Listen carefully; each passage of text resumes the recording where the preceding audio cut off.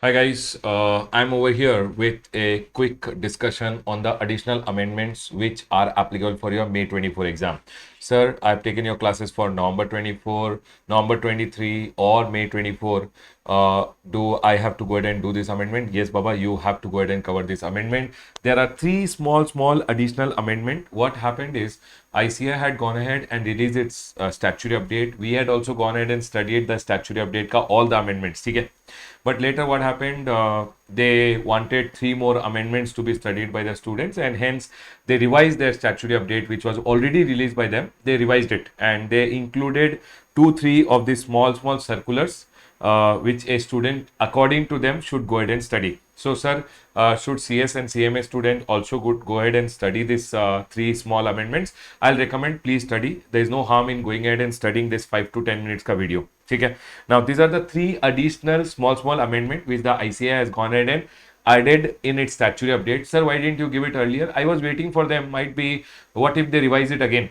So I was just waiting for the ICI to go ahead and completely say, not say, to be sure that okay, further amendment to the statutory update will not be made, and so it took me some time. I thought okay, fine. Anyways, only three small amendments are there. I can provide it at the end to the students also. So now. In my opinion, there will be no further changes to the statutory update material which is already being released. And these are the three small changes which I found which you can quickly go ahead and cover and go for your exam. What if they give you a small point out of it? Okay, so we'll quickly go ahead and cover this. Everyone over here. Additional amendments, sir. First of all, where will you find these notes? You can go to rameshsoni.com. Rameshsoni.com में free resources. In free resources, CA Final November 23/May 24 folder will be there. In that, I'll put this PDF as additional amendments applicable for your May 24 exam. You can go ahead and see it from there. ठीक है sir, done. So quickly download the material and sit with me. ठीक है, 5 to 10 minutes. Let's quickly go ahead and close it. Now, exemptions chapter में they have added two more circulars in the government related exemptions which were there. I hope you guys remember in government related services, governmental authorities going ahead and doing those activities which are told in 243G and W was exempted. I hope you guys remember governmental authorities doing 243G and W wala activities. It was neither supply of goods nor supply of service. Yes, sir. Now here, one amendment has come. See, not amendment, circular has come. DMFTs, District Mineral Foundation Trust. These are basically District Mineral Foundation Trust in Jharkhand. Basically, the state government has gone ahead and set up. It has set up. These are set up by the government and are governmental authorities. And are they eligible for the exemption from GST as available to any other governmental authority? People went ahead and asked, so DMFTs which are there, are they eligible for exemption? Just like how other governmental authorities are eligible for exemption, are DMFTs also eligible for exemption? So government went ahead and told, see over here, DMFTs also work for the interest and benefit of person. What does DMFT do? DMFT is basically work for the benefit of the persons and the affected areas by mining related operation. Baba, in Jharkhand, mining related operations happen. Because of the mining related operation, the people who are there, whatever the life of the people has been affected, DMFTs go ahead and help those people. Okay, sir. Then, by regulating receipt and expenditure from the respective mineral development fund, they have a fund. From that fund, they go ahead and manage all these things. Okay, by going ahead and working for the benefit of the interest of the people who are affected by mining. Okay, sir. Then, created in the concerned district, they provide services relating to district drinking water, environmental protection. DMFTs go ahead and provide services in relation to drinking water supply, environmental protection, health service, healthcare facilities, education, welfare of women and children related services, and supply of medical equipment. So DMFTs go ahead and provide these services. They help people in the interest of the people they work. Now these activities which are there are similar to activities which are listed in the 11th schedule and the 12th schedule of the constitution. Basically these are similar activities as 243G and W wala activities. Okay, and the ultimate user of the various scheme under DMFTs are individual, families, women and children, farmers, producer group, SHGs of the mining affected areas. Basically those people who are being affected by the mining, those people are the people who are being benefited by these services. They provide them drinking water, they provide them education, they provide them healthcare related services, DMFTs. ठीक है? These services, the service or supplies out of DMFT fund, DMFT, District Mineral Trust Fund, which is there, they go ahead and provide these services to the mineral, to those affected people. ठीक है? The services supplied out of DMFT funds are provided free and no charge, no consideration is realized from the beneficiaries. They don't go ahead and charge anything.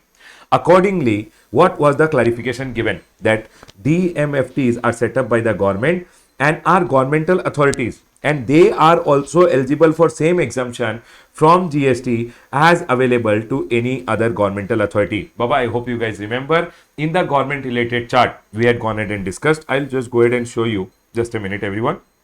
I'll open the chart. Here. I hope you guys remember when we were learning government related chart, we had learned that governmental authority going ahead and giving services by way of activity under 243 GNW, whenever they are going ahead and doing the activities under 243 GNW, their activity is exempt. Now, in the same way, DMFTs, District Mineral Fund Trust, when they are going ahead and doing the activities which are told under 243 GNW, they are also eligible for exemption because they are also governmental authority. That is being clarified. That's all is a small amendment. What are they telling? That sir, DMFTs are set up by the state government. They are also governmental authorities. And when they are doing the activities which are told under the 11th schedule and 12th schedule, that's basically 243 GNW activities, they are also eligible for exemption. That's all is the small clarification. Done, sir. Next. Supply of pure service and composite supply by way of horticulture or horticulture work. Sir, what is horticulture? Baba, horticulture is basically services in relation to plants, etc. Horticulture, sir, what is horticulture? 1 minute, I'll tell you horticulture ka exact definition. Plant related services. Horticulture is the art of science and growing plants. The definition is seen in, okay, total bakwas, nothing. Horticulture is the science and art, is the science and art of development, sustainability, production, marketing, and the use of high value intensive cultivated food and ornamental plant. Horticulture crops are diverse. They include annual and perennial species, delicious fruits and vegetable, and decorative indoor and landscape plant. Basically, horticulture means what, everyone? The art of growing plants. Okay? Art and the science of development of plant is known as horticulture. Okay, sir, done. Then they are telling, sir, if anyone is providing pure service or composite supply, I hope you guys remember again in the government related chart, we had this point that pure service or composite supply of value, composite supply if the value of goods is only 25%, and in relation to 243 GNW, if you provide pure service or you provide composite supply where value of goods is only 25%, if it is provided to the government, it is exempt. Okay, sir. Now here, what is it telling? If by way of horticulture or horticulture work, where the value of goods do not constitute more than 25% made to CPWD. Sir, what is CPWD? Baba, PWD. Okay, then are exempt from GST. Are they exempt from GST? So the clarification came. See, all these public parks in the government residential colonies, government office, okay, or any other public areas are developed and maintained by CPWD. Okay, sir, tell me one thing. What is CPWD? Baba, PWD. Public Works Department. Okay, so they are going ahead and telling maintenance. So government ka one colony is there. In the government ka colony, government went ahead and told me, Ramesh, can you please come and maintain all the plants which are there over here in our colony? So I went ahead and provided purely services in relation to those plants to the government, or I went ahead and provided service plus along with the service some goods also I provided, which is only 25%. Then my service to the government department, basically PWD department, will it be exempt or it will be taxable? Now everyone listen to me very carefully. PWD which is there is a governmental department again. So it is telling over here maintenance of community assets, urban forest, protection of environment and promotion of ecological aspect are functions which are entrusted to panchayat and municipalities under 243 GNW. 243 GNW में panchayat and municipality should maintain what? All those urban forestry, environment protection, all those should be done by panchayat or municipality. ठीक है? Now, serial number 3 and 3A, this one, just now which one we learned? It goes ahead and says serial number 3 and 3A of exemption notification exempt pure service and composite supply where the value of goods is only not more than 25% if that are provided to central government, state government, union territory or local authority by way of an activity in relation to 243G and W, then it will be exempt. And hence here they have gone ahead and told, Baba, PWD which is there is a government department.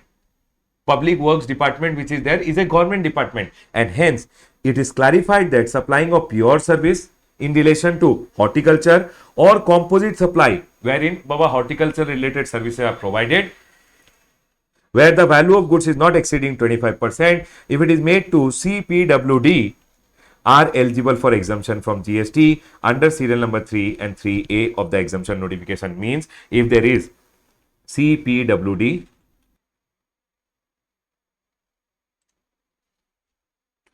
if there is CPWD, which is basically Central Public Works Department, government ka department, and you are going ahead and providing pure services, or you are providing services composite supply where value of goods is only 25% and you are providing it to CPWD because it is in relation to horticulture. Remember one thing, horticulture is an activity which is told under 243G and W, and hence the service which will be provided by you will be exempt, whether it is purely service or a composite supply. That's all is the clarification which has come. Okay, sir, this point is clear. Now, the next point which is there in your value of supply chapter, one more clarification has come. Sir, what is the clarification? Nothing, Baba. For an example, this is, I have gone ahead and rented out one property to one person. Okay? I have given it property on rent. I told him I will charge you monthly 10,000 rupees plus electricity bill. I'll charge you 12,000 rupees per month. I have gone ahead and given him renting. Along with that electricity also I told him I will charge you 12,000 rupees. Actually electricity is exempt. Electricity pe GST is not there. Okay? But my point over here is when I have gone ahead and given you renting of the property, along with that basically I did not go ahead and bifurcate. I went ahead and told you I'll charge you 12,000 rupees renting plus electricity 12,000 rupees I'll go ahead and collect from you. Now my question over here, this includes renting ke liye also plus electricity bill also. Now here renting along with electricity being provided and you are collecting a composite amount over here. What happened to this? Just a second. Renting wherein you are collecting rent plus electricity as a total amount. You have gone ahead and told I have given you this property on rent. I will go ahead, not residential property, you think commercial property. Okay? I gave you a shop on rent. I told, see Baba, rent along with electricity, I'll charge you 12,000 rupees. Renting pay 18% GST is there. Total amount pay 18% will come. Means electricity ka amount which I am collecting from you, although electricity is exempt, because it is a composite supply, total amount pay, total amount pay GST will come and total amount will be chargeable at the rate of 18% GST. What is the problem? Now fine. But tell me one thing, if I go ahead and ask you like this, I gave you a mall mein supposingly I gave you a shop on rent, okay? Or this is a real estate developer. He went ahead and told, sir, every month for the shop, I will go ahead and charge you 10 lakh rupees rent. So I have given you a shop on rent. Plus, sir, whatever is the electric bill, no, and actuals, we will just collect it from you and we will give it to discoms. Basically, the electricity companies which are there who are going ahead and providing the electricity, we will just collect the actual amount from you and we will give it to them. In this scenario, remember one thing, electricity, supposingly I collected 2 lakh from you and I paid 2 lakh to them, actual amount of electricity I collected from you and I gave it to them. Then in that scenario, the clarification which has come is telling only on the rent GST will come, electricity pay GST will not come. Sir, why GST will not come on electricity? Because this guy has just acted as a pure agent. Do you remember pure agent? My heart is pure. I am collecting the actual amount of electricity from you, and I am paying the actual amount of electricity to the electricity company. My heart is pure. I have not made any profit out of it. In this scenario, this electric bill wala amount will not be included in my value of supply. My value of supply of renting will only be 10 lakh, and only on 10 lakh GST will come. This is the clarification which has come. Clarification regarding the applicability of GST on supply of electricity by real estate companies, malls, airport operators to lessees or occupants.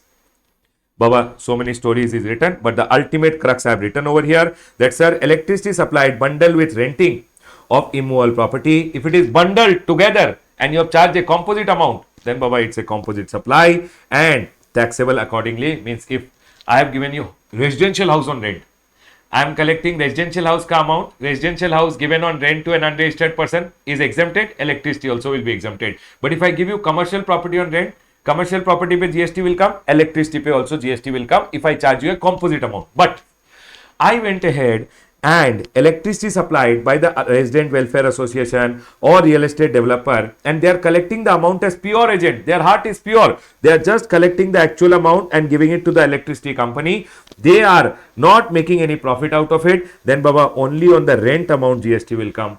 Other amount, electricity amount, will not be included in their value of supply, and GST will not come on that amount. That's all is the clarification. It will not form part of value of supply if I am acting as a pure agent. Rule number 33 in your value of supply chapter. I hope you guys remember. That's all is the three small clarification which has come, which I wanted you guys to quickly cover.